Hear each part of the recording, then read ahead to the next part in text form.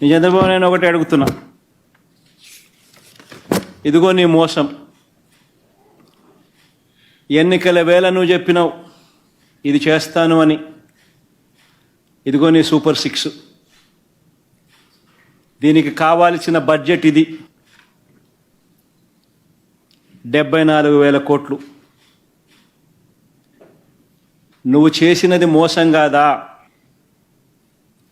నువ్వు చెప్పినది అబద్ధం కాదా? నీ మీద 420 కేసు పెట్టకూడదా? ఆర్గనైజ్డ్ క్రైమ్ ఇది కాదా అని నేను ట్వీట్ పెడతా ఉన్నాను.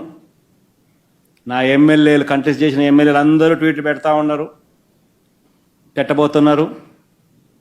మా పార్టీకి సంబంధించిన అందరూ కూడా ట్వీట్ పెట్టి నీ మీద ఎందుకు 420 కేసు పెట్టకూడదు, నువ్వు